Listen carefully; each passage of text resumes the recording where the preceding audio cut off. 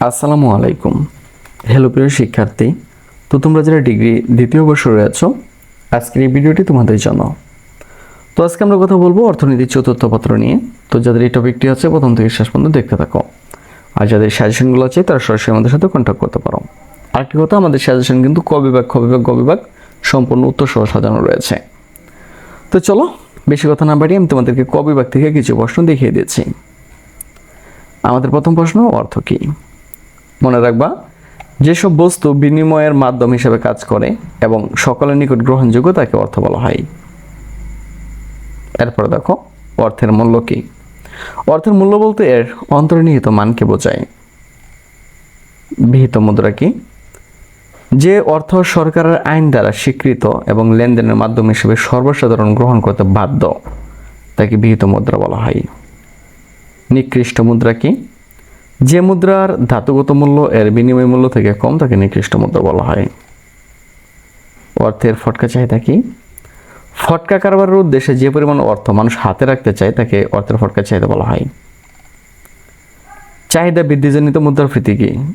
অথবা চাহিদা বৃদ্ধিজনিত মুদ্রাস্ফীতি কি? সামগ্রিক চাহিদা বৃদ্ধির কারণে যদি দাম স্তর বৃদ্ধি পায় তবে তাকে চাহিদা বৃদ্ধিজনিত মুদ্রাস্ফীতি বলা হয়। কেন্দ্রীয় ব্যাংক কি? যে আর্থিক প্রতিষ্ঠান কোনো দেশের সমস্ত ব্যাংক, ব্যবসা বাণিজ্য ও মুদ্রা ব্যবস্থার নিয়ন্ত্রণ করে তাকে কেন্দ্রীয় ব্যাংক বলা হয়। কোন ব্যাংক নিকাশঘর হিসেবে কাজ করে? মনে রাখবা, বাংলাদেশ ব্যাংক নিকাশঘর হিসেবে কাজ করে। শাখা ব্যাংকিং কি? একটি প্রধান শাখার অধীনে বিভিন্ন শাখার মাধ্যমে যে ব্যাংকিং কার্যক্রম পরিচালনা করা হয় তাকে শাখা ব্যাংকিং বলা হয়। এরপর দেখো, বাণিজ্যিক ব্যাংক কাকে বলে? উত্তরটা হচ্ছে স্বল্পমেয়াদী ঋণের দ্বারা মুনাফা অর্জনের উদ্দেশ্যে যে ব্যাংক প্রতিষ্ঠিত হয় তাকে বাণিজ্যিক ব্যাংক বলা হয়। তারপর দেখো, কৃষি ব্যাংক কী ধরনের ব্যাংক? উত্তরটা হচ্ছে কৃষি ব্যাংক হচ্ছে একটি বিশেষায়িত ব্যাংক।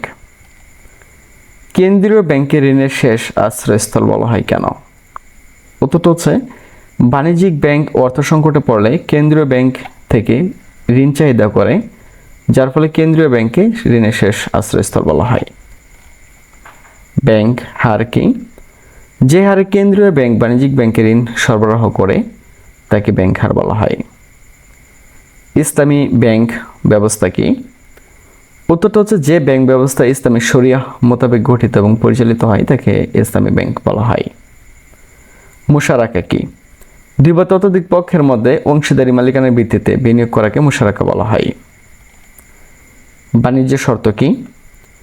যে নীতিমালার দ্বারা বাণিজ্যের পরিমাণ নির্ধারিত হয় তাকে বাণিজ্য শর্ত বলা হয়। আন্তর্জাতিক বাণিজ্য কাকে বলে? উত্তরটা হচ্ছে একাধিক দেশের মধ্যে যে বাণিজ্য সংগঠিত হয় সে বাণিজ্যকে আন্তর্জাতিক বাণিজ্য বলা হয়। শুল্ক কাকে বলে? উত্তরটা হচ্ছে রপ্তানি দ্রব্যের উপর আরোপিত করকে শুল্ক বলা হয়। লেনদেন ভারসাম্য কি? উত্তরটা হচ্ছে কোনো দেশের আমদানি ও রপ্তানির প্রত্যক্ষ ও পরোক্ষ লেনদেনজনিত মোট দেনা ও পাওনার হিসাবকে সে দেশের লেনদেন ভারসাম্য বলা হয়। কোটা কি? একটি নির্দিষ্ট সময়ে আমদানি ও রপ্তানি পণ্য দেশের মধ্যে কী পরিমাণ ঢুকবে তার সীমারেখা বেঁধে দেওয়াকে কোটা বলা হয়। ডাম্পিং কি? কোনো দ্রব্য দেশীয় বাজারে বেশি দামে ও আন্তর্জাতিক বাজারে কম দামে বিক্রি করাকে ডাম্পিং বলা হয়। প্রত্যক্ষ কর কাকে বলে? উত্তরটা হচ্ছে যে করের আপাতত ও চূড়ান্ত ভার একই ব্যক্তির উপর পড়ে তাকে প্রত্যক্ষ কর বলা হয়।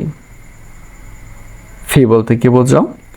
সরকার কোনো ব্যক্তিকে বিশেষ সুবিধা প্রদানের জন্য তার নিকট থেকে যে পরিমাণ অর্থ নিয়ে থাকে তাকে ফি বলা হয়। এরপর দেখো, কর সঞ্চালন কি? সরকার কর আরোপের পর ব্যক্তি বা প্রতিষ্ঠান তার কর অন্যের উপর চাপিয়ে দিলে তখন তাকে কর সঞ্চালন বলা হয়। রাজস্ব ব্যয় কাকে বলে? সরকার পরিচালনার খরচকে রাজস্ব ব্যয় বলা হয়। ব্যাটের পুনরূপ কি? মনে রাখবে, ব্যাটের পুনরূপ হচ্ছে ভ্যালু এডেড ট্যাক্স। আর্থিক নীতি কি? সামষ্টিক অর্থনীতির বিভিন্ন উদ্দেশ্য বাস্তবায়নের জন্য সরকার বিভিন্ন আর্থিক প্রতিষ্ঠান ও কেন্দ্রীয় ব্যাংকের সমন্বয়ে অর্থের যোগান নিয়ন্ত্রণের ক্ষেত্রে যেসব নীতিমালা গ্রহণ করে তাদের সমষ্টিকে আর্থিক নীতি বলা হয়। এরপর দেখো, বাজেট কি? এক অর্থ বছরের সরকারি আয় ও ব্যয় সম্ভাব্য হিসাবে বাজেট বলা হয়। রাজস্ব বাজেট কি? সরকারের রাজস্ব আয় ও ব্যয়ের ভিত্তিতে যে বাজেট প্রণয়ন করা হয় তাকে রাজস্ব বাজেট বলা হয়। সুষম বাজেট কাকে বলে? উত্তরটা হচ্ছে যে বাজেটের আয় ও ব্যয় সমান তাকে সুষম বাজেট বলা হয়। তো এভাবে আমাদের ক বিভাগ, খ বিভাগ, গ বিভাগ প্রশ্ন প্লাস উত্তর সহ সাজানো রয়েছে। তুমি চাইলে আমাদের সাথে কন্ট্যাক্ট করে এগুলো খুব সহজে নিয়ে নিতে পারো। তো আজ এখান থেকে বিদায় নিচ্ছি, কথা হচ্ছে আরেকটি নতুন ভিডিওতে। সে বন্ধু সকলে ভালো থাকো, সুস্থ থাকো এবং আমাদের সাথেই থাকো।